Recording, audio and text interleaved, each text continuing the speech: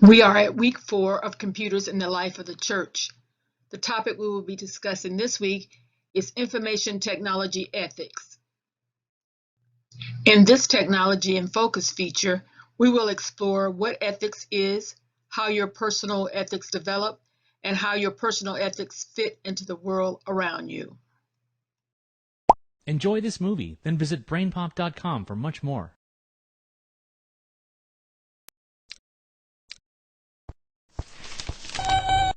Say what? Dear Robot Ethicist, Mr. Anderson pays me $6 an hour to mow his lawn. It usually takes me 2 hours, but last week I got it done 30 minutes faster. He already paid me in advance. Is it ethical for me to keep the money? From Amber. You're the paper's new ethics columnist? Okay, let's see your response. Dear Amber, ethical schmethical, just live in the moment. Best, Moby. Do you even know what ethics is? Alright, how should I begin? If you've ever watched a nature video, you may have noticed that animals behave a little selfishly. They act on their urges without much regard for other creatures. People are a little different. We care about how our actions will affect others. But we are part of the animal kingdom, so we still struggle with selfish urges. We want stuff for ourselves, whether it's food and money, or more complex things like love and popularity. Can you imagine what would happen if everyone acted on these desires? Yep, total breakdown in society. Fortunately, we've evolved a sense of morality, or right and wrong. This sense guides us to believe in certain values. Lying is wrong, kindness is good, that sort of thing. Values, in turn, help us make ethical decisions, choices that we feel good about.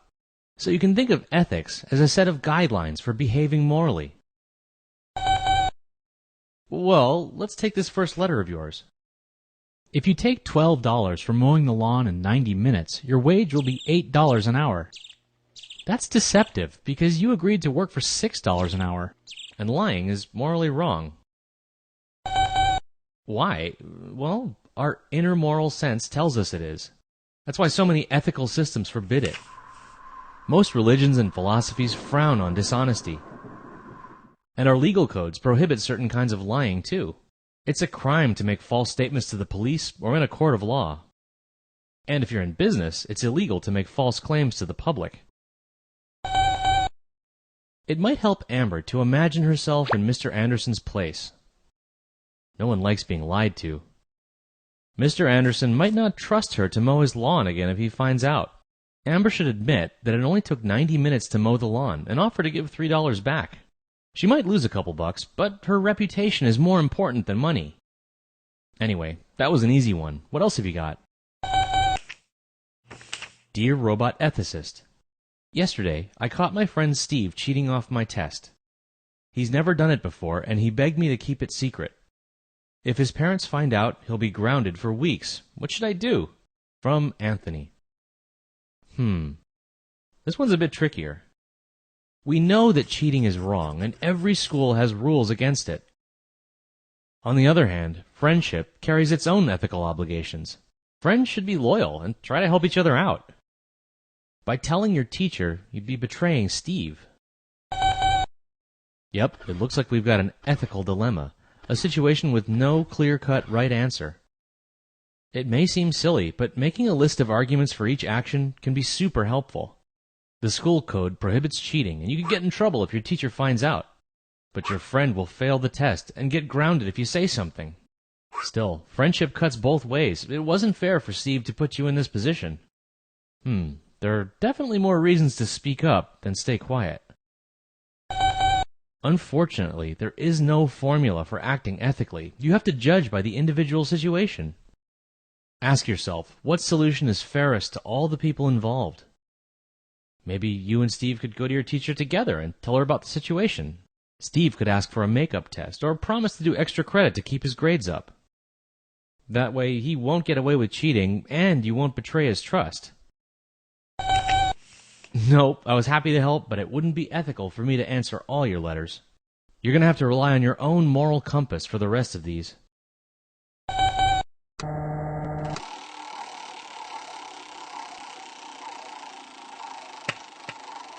This explains so many things.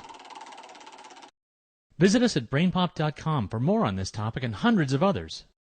You'll find movies, games, quizzes, and activities. Learn more about the difference BrainPop can make. The topics this week include what is ethics and your work life, technology and ethics, how one affects the other, using computers to support ethical conduct. Ethics in computing mostly refers to pirating music, true or false? False. Other issues include computer abuse, worms and viruses, workplace issues, fraud, and other issues as will be discussed in this chapter. Conforming to established or accepted ideas of right and wrong is known as morals. Blank are the guidelines you use to make decisions each day. Ethical values. Next, we will discuss issues related to technology and ethics. Key issues related to technology and ethics are intellectual property rights, privacy, e-commerce, free speech, and computer abuse. Ethics is the study of the general nature of morals and of the specific morals choices made by individuals. Morals involve conforming to established or accepted ideas of right and wrong as generally dictated by society and are usually viewed as black and white. Ethical issues often involve subtle distinctions, such as the difference between fairness and equity. Ethical principles are the guidelines you use to make decisions each day. Does everyone have the same ethical values? The basic tenets of ethical values are relativism. They have no universal moral truth. Moral principles are dictated by cultural tastes and customs. An example, topless bathing is prevalent in Europe, but generally banned on public beaches in the United States. Divine command theory. The basic tenet is that God is all-knowing and sets moral standards. Conforming to God's law is right, breaking it is wrong. An example, Christians believe in rules such as the Ten Commandments. Utilitarianism. Basic tenet says actions are judged solely by consequences. Actions that generate greater happiness are judged to be better than actions that lead to unhappiness. Individual happiness is not important. Consider the greater good. Example, using weapons of mass destruction ends a war sooner and therefore saves lives otherwise destroyed by conventional fighting. Virtual ethics tenet says, morals are internal. Strive to be a person who behaves well spontaneously. Example, a supervisor views the person who volunteered to clean up a park as a better person than the workers who are there because of court-ordered community service. Deontology or duty-based basic tenet says, focus on adherence to moral duties and rights. Morals should apply to everyone equally. Example, human rights, like freedom of religion, should be respected for all people because human rights should be applied universally. Laws are formal, written standards designed to apply to everyone. Laws are enforced by government agencies and interpreted by the courts. However, it's impossible to pass laws that cover every possible behavior in which humans can engage. Therefore, ethics provide a general set of unwritten guidelines for people to follow. Is all unethical behavior illegal? No, not all unethical behavior is illegal. Laws do not cover every type of an unethical behavior. Unethical behavior can be defined as not conforming to a set of approved standards of behavior. For instance, Using your phone to text message a test answer to your friend during an exam is unethical. Amoral behavior occurs when a person has no sense of right and wrong and no interest in the moral consequences of his or her actions, such as when a murderer shows no remorse for his crime. There is no universal agreement on which is the best system of ethics. Most societies use a blend of different systems. Regardless of the ethical system of the society in which you live, all ethical decisions are greatly influenced by personal ethics.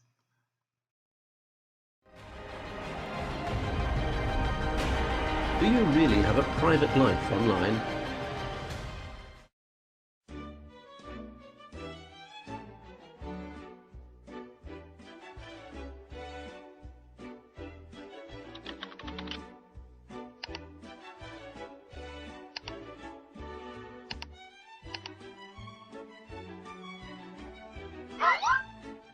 Are you going to upload that photo to the internet? Sure.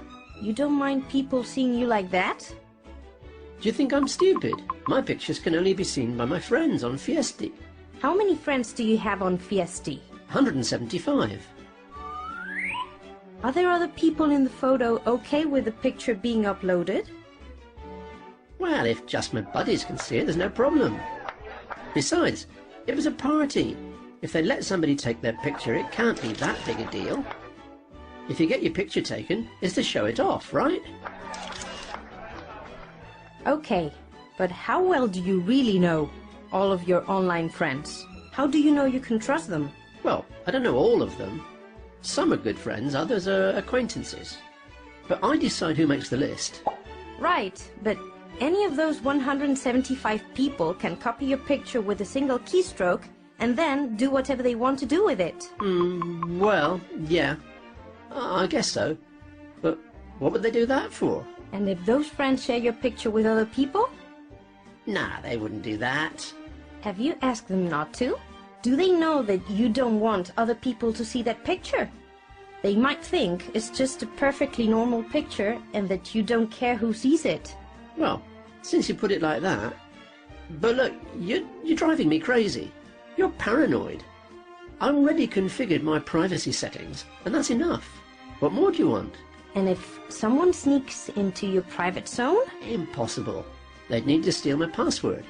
And I haven't given it to anybody. And I've made it difficult to guess, just in case. Besides, I update my antivirus software all the time to make sure Trojans that could steal them won't get through. You're talking to a pro. And the other 175? Are they also pros? They also do all those steps to make sure their information is secure. No, but... Your private space that no one can get into doesn't really sound that secure, does it? In social networks, your online privacy can be affected by others. The privacy of others also depends on you.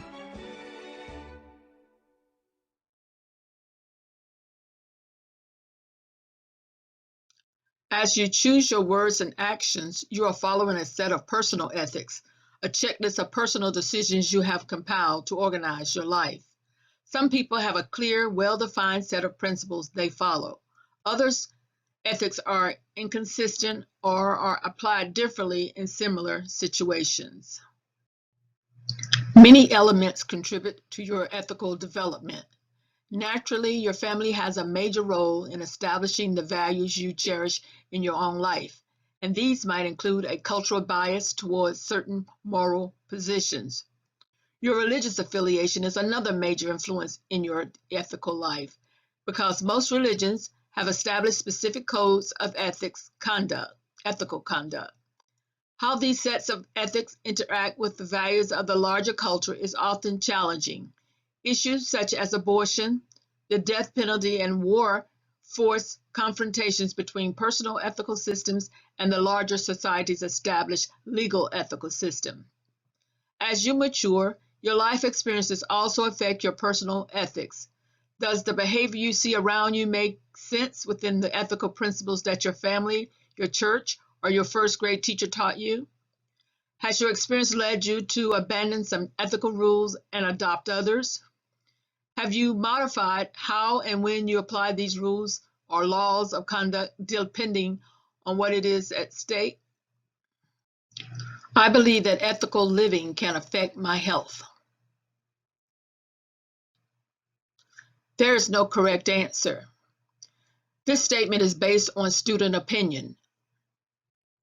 I will allow you all to discuss it at our Thursday meeting at this class discussion at 6 p.m.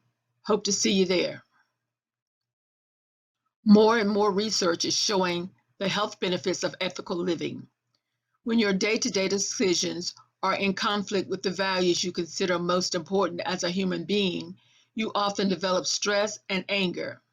Constant conflict between what you value and what actions you are forced to take can lead to a variety of types of mental and physical damage. Perhaps even happiness itself is a result of living ethically. Positive psychology is a new focus in the field of psychology, pioneered by Dr. Martin Seligman of the University of Pennsylvania. This field works to discover the causes of happiness instead of addressing the treatment of mental dysfunctions. Seligman's research has shown that by identifying your personal strengths and values and then aligning your life so that you can apply them every day, you can experience an increase in happiness and a decrease in depression, equivalent to the effects of an antidepressant medication and therapy. Thus, finding a way to identify and then apply your ethics and values to your daily life can have an impact on your health and happiness.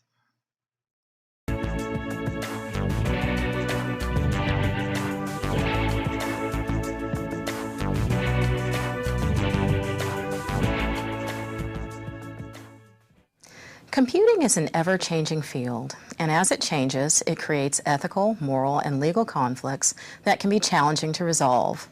In order to maintain an ethical framework as computer science and technology progress, Ramon Barquin, founder of the Computer Ethics Institute, proposed the 10 Commandments of Computer Ethics. These basic guidelines have been adapted and used as the foundation for organizational ethics rules throughout the computing industry. They are as follows. Number 1, do not use a computer to harm other people. Number 2, do not interfere with other people's computer work, for example, deploying malware which can cause the machine to malfunction. Number 3, do not snoop around in other people's computer files. An example of this would be unauthorized access or deploying spyware. Number 4, do not use a computer to steal. Number 5, do not use a computer to spread false information. Number 6, do not copy or use proprietary software without permission. Number 7, do not use other people's computer resources without authorization or proper compensation. Number 8, do not appropriate the intellectual property of others. Number 9, consider the social implications of the program or system you are developing. And number 10, always use a computer in a considerate and respectful manner. Now, there are exceptions to some of these rules, specifically number 3, which has to do with snooping or unauthorized access of files. When these actions are performed, they are not considered unethical. Number 1 is ethical hacking, also known as white hat hacking or penetration testing, which is performed to discover weaknesses and vulnerabilities in a computer system or a computer or information system by duplicating the intent and actions of malicious or black hat hackers. It is important to note that ethical hacking is performed with the permission of the computer or information system owner. Number 2, law enforcement agencies can obtain a warrant, which is based on probable cause, for electronic surveillance to access or monitor possible criminal activity on a computer or information system. The surveillance can be carried out without the knowledge of the computer or system owner. And number 3, organizations may monitor their employees' computer and information system usage when employees are using organizational assets. This is often done to protect the organization and ensure proper use of the computer and information systems, and employees may be unaware of this monitoring. Unethical use of your ADPH computer is a violation of department policy and can result in disciplinary action or termination. If you suspect that a coworker is using his or her computer in an unethical manner, you should notify your immediate supervisor or the ADPH Information Security Officer. ADPH will not sanction employees who file complaints about computer usage violations.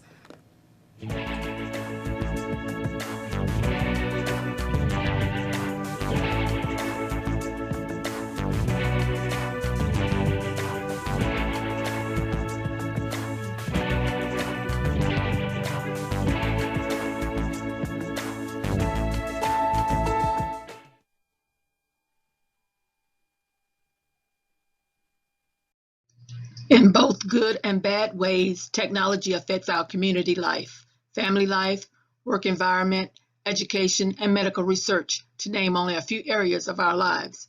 Because technology moves faster than the rules can be formulated to govern it, how technology is used is often left up to the individual and the guidance of his or her personal ethics. Technology constantly challenges our ethics as individuals and as society. We will explore some issues involving the relationship between technology and ethics. Specifically, we will examine situations in which ethics and technology touch each other, such as social justice, brain technology, intellectual property, international piracy, privacy, personal privacy and technology, e-commerce, geolocation, electronic communication issues, free speech, and computer abuse, cyberbullying. Cyberbullying. Who should protect children from each other?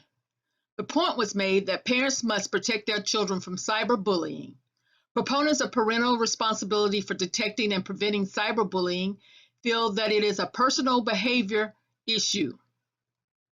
Individuals are responsible for their own behavior as long as it doesn't harm others. Parents should be allowed to educate their children according to their own standards of behavior and preferences in terms of moral behavior, such as religion. Number one, parents are ultimately responsible for protecting their children. Number two, bullying is a personal behavior issue, and all decisions regarding personal freedom and behavior should be made by parents. Three, because educating children about bullying is key to preventing its decisions about the content of such training needs to be controlled by parents. The counterpoint is schools must bear the major responsibility for protecting students from cyberbullying. Cyberbullying affects society because it can severely damage an individual's self-esteem. Cyberbullying is similar to other hate crimes and should enlist public officials such as educators in enforcement of the laws. 1. Parents do not supervise their children 24/7 and therefore require help from other responsible adults to protect their children. 2.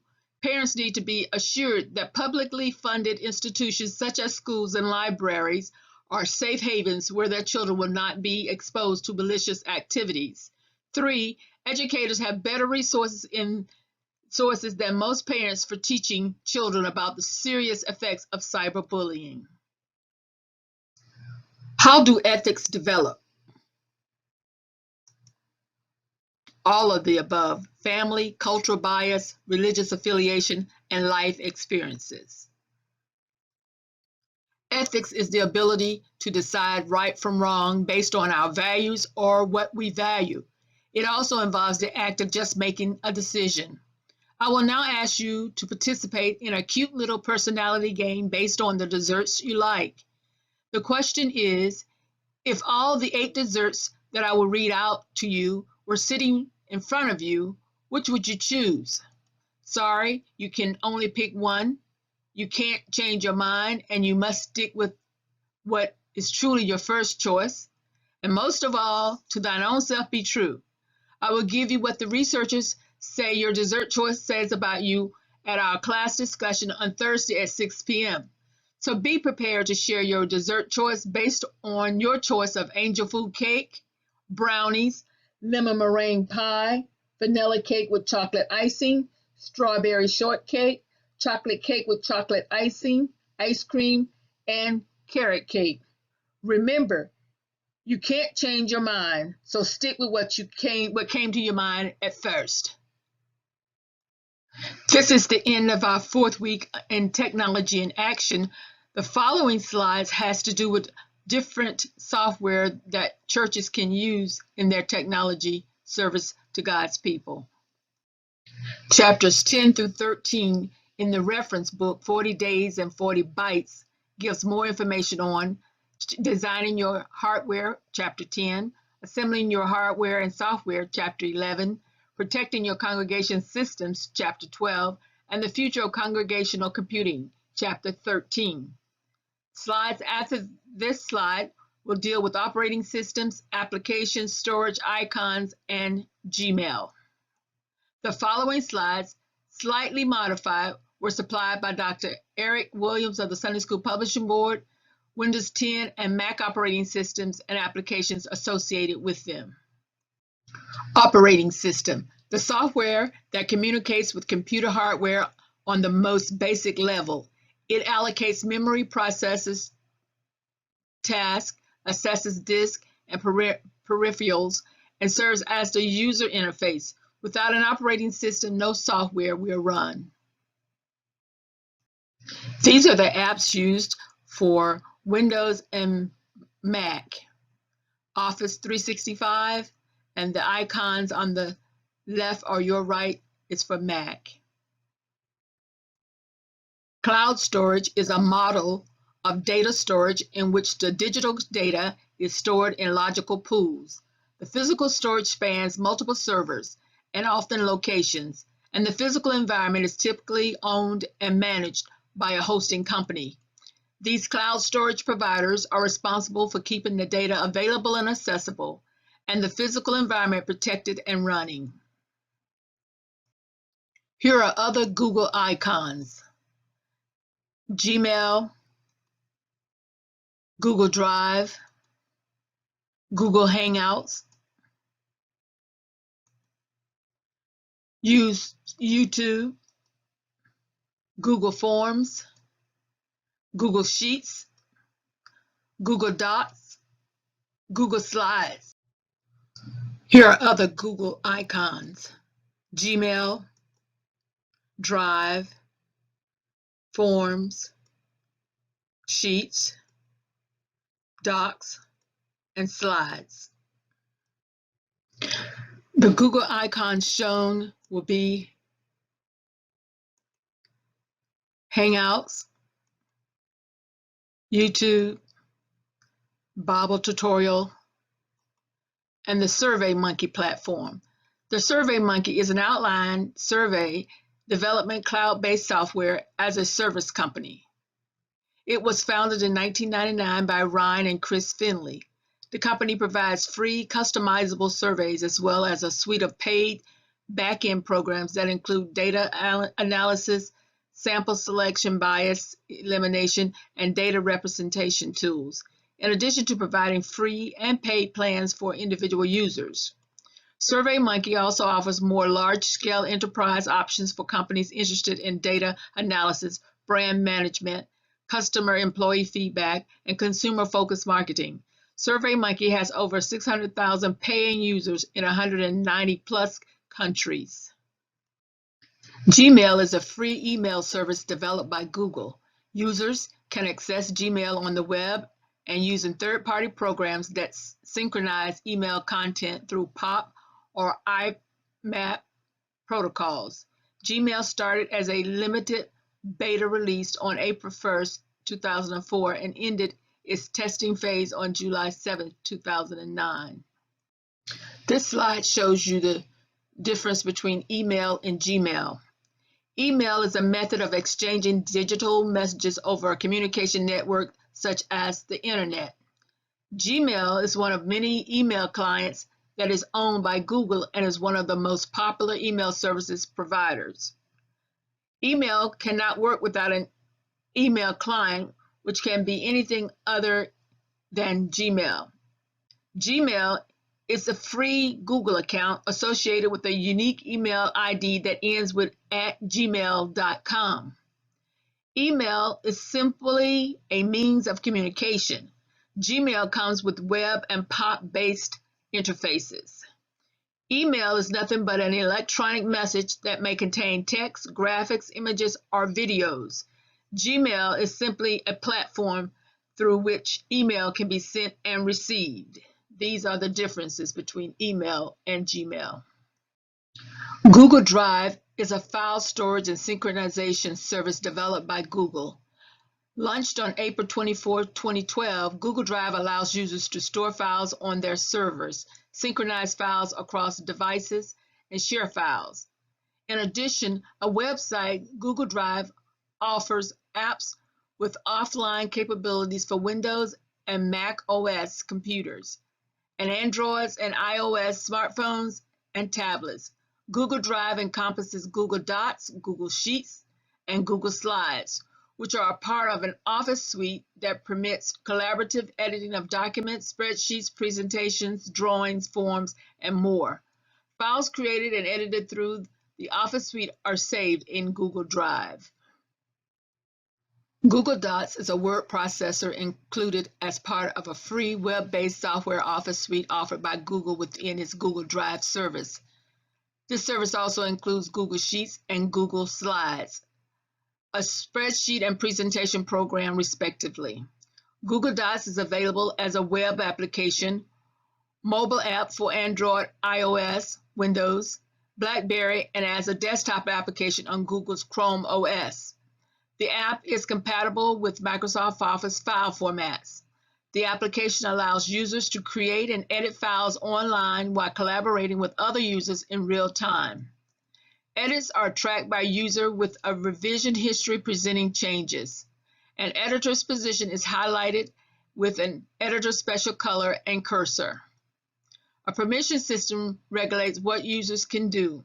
Updates have introduced features of using machine learning, including Explorer, offering search results based on the contents of a document and action items, allowing users to assign tasks to other users. Google Form Description. Plan your next camping trip, manage event registrations, whip up a quick poll, collect email addresses for a newsletter, create a pop quiz, and much more. Use your own photo or logo, and forms will pick just the right colors to complete your own unique form or choose from a set of curated themes to set the tone. Google Hangouts is a communication platform developed by Google, which includes messaging, video chat, and VoIP features. It replaces 3 messaging products that Google had implemented concurrently within its services, including Google Talk, Google+, Messenger, and Hangouts, a video chat system present with Google+. Google has also stated that Hangouts is designed to be the future of its telephonic product, Google Voice, and has already integrated some of the capabilities of Google Voice into Hangouts.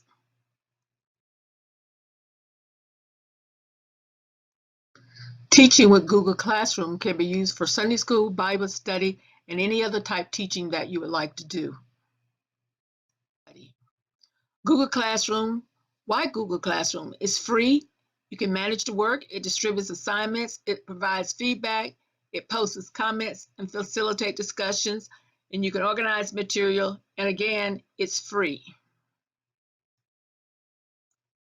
Creating a document with Google Docs.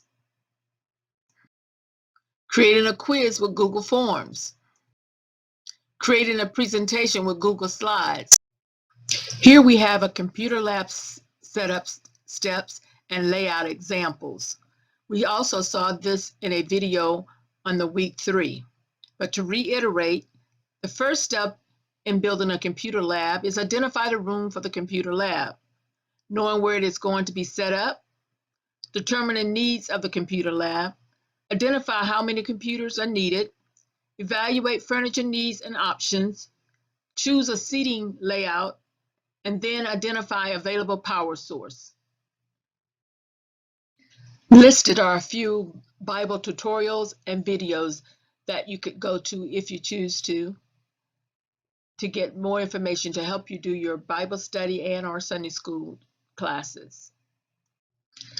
Education should not give the learner the answer, but should provide the learner with the necessary tools and raise the necessary questions to help the learner discover the answer. This is a quote by Dr. Eric Williams of the Sunday School Publishing Board.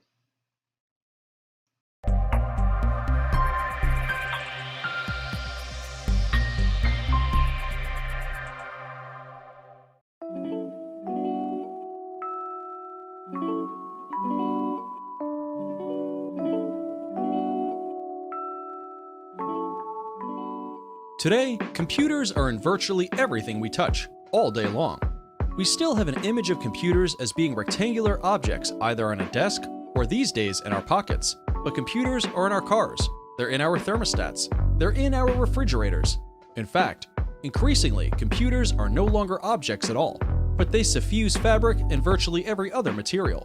Because of that, we really do need to care about what the future of computing holds because it is going to impact our lives all day long. Some of the exciting breakthroughs have to do with the Internet of Things.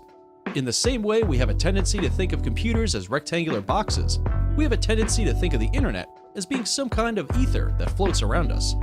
But quite recently, researchers have made enormous breakthroughs in creating a way for all objects to communicate. So your phone might communicate to your refrigerator, which might communicate to the light bulb.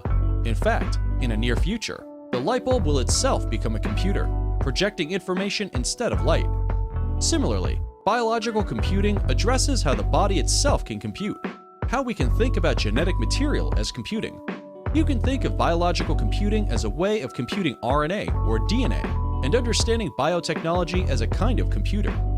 Some of the ways that computing is changing now are that it is moving into the fabrics in our clothing, and it's moving into our very bodies. We are now in the process of refining prosthetics that not only help people reach for something, but in reaching, those prosthetics now send a message back to the brain. The first prosthetics were able quite miraculously to take a message from the brain and use it to control the world. So, what will computing look like in 2030? The answer is that we have no idea yet because change is happening so quickly. We know that quantum computing, the introduction of physics into the field of computer science, is going to be extremely important. That computers are going to become really very tiny, the size of an atom. That's going to make a huge difference. Nano computing, very small computers that you might swallow inside a pill, and that it will learn about your illness and set about curing it. That brings together biological computing as well, where we can print parts of the body. Do you want to learn more about all the technologies mentioned in this video? You can. Watch our other videos on the channel for more deep understanding of the mentioned future technologies.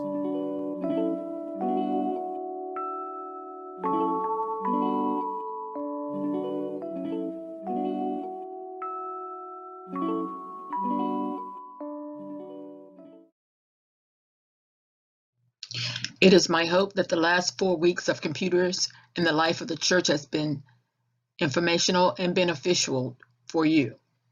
John von Neumann, a brilliant mathematician and consultant to IBM for advanced technology projects, said in 1949, "It would appear that we have reached the limits of what is possible to achieve with computer technology, although one should be careful with such statements as they tend to sound pretty silly in 5 years. Amen to that. The next slide will be on fair use of copyright material when you're using other people's information.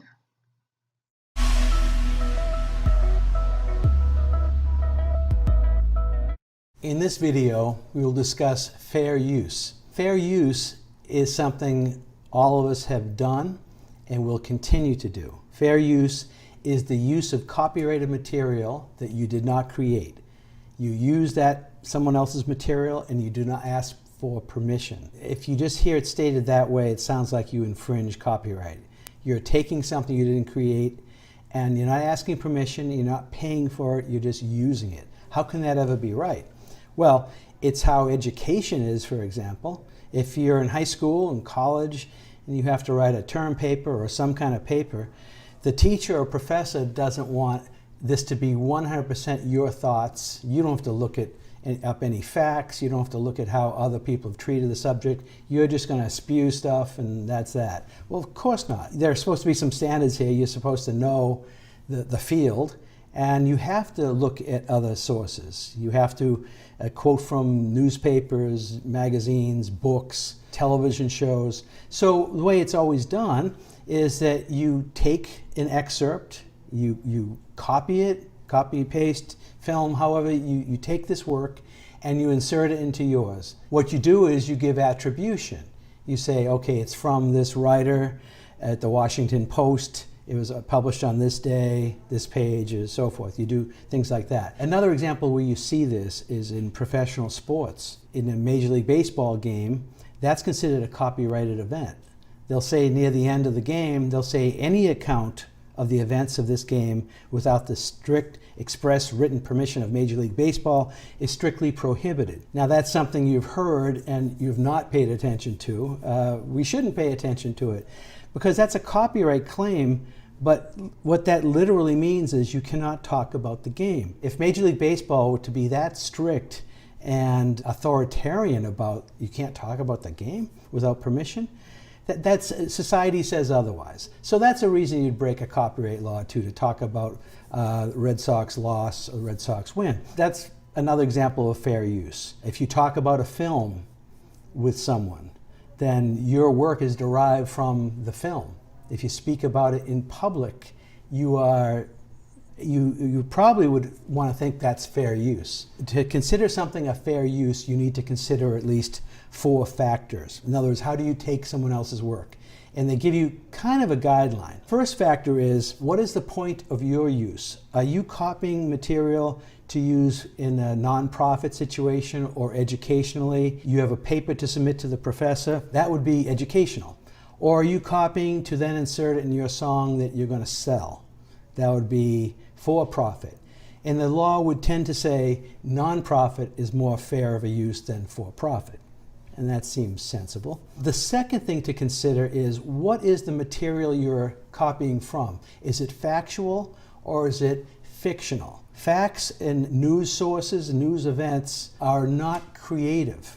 Remember, copyright's to protect creators.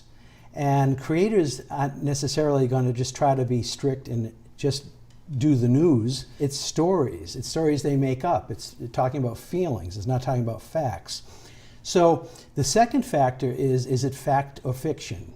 And the law protects creative and fiction much more than it protects factual works. The third is an important factor. It's kind of in 2 parts. It's what's the amount you're taking from that other work and what's the substantiality of it. By that, the meaning, is it the most important part? Is it the most original, creative part? That gets to be very important. I call it the quantity and the quality of it, the amount and substantiality. So you could take a small work, a small amount, but it could be the most important part of a song, for example. Okay, well, I only took the chorus, and the chorus is short. Yeah, but it's the chorus. Where if you took a long chunk of a bridge or something else that wasn't as important, it'd be a different kind of, different argument for fair use. The fourth factor is, what is the effect on the market of your copying? Like, you're copying and you're creating a new work, and you release your new work. Would your new release hurt the market for the original? And that's an important consideration. If it did hurt, then that would tend to say, well, that's not a fair use because look what it's doing to what you copied from. So those 4 factors are spelled out. There's one more that always is a part of it, but is never really enunciated clearly. And that is, when you copied something, did you give it transformative use? Did you add value to it? Did you do more than just copy? You copied and added new words. You changed something. You did something other than just copying. So that's the transformative factor. Did you add transformative value? And transformative value, that phrase is in a lot of copyright cases. So to repeat, there are those 4 factors, 4 and the other one I just said, to determine whether your use is fair or not. And you kind of go through them in a checklist kind of way, but you can't be assured your copying is going to be okay with the person you copied from. To repeat, is your use for educational, nonprofit purposes or for for-profit uses. Are you copying creative material, the fictional poems and creative expression, or are you copying factual material? It's better to copy facts than it is to copy creative expression. The third is the amount and substantiality. How much did you take? If you copied from a book and you took 30 pages out of a 70-page book, obviously that's a gigantic chunk of a book to copy. That wouldn't be good. But what's the originality and the quality of that material? So the amount and the substantiality. The fourth is, what's the effect on the market? Does your new song now hurt the other song? It doesn't happen too often, but it can. And the fifth factor really is, have you given this transformative value, or did you simply just copy?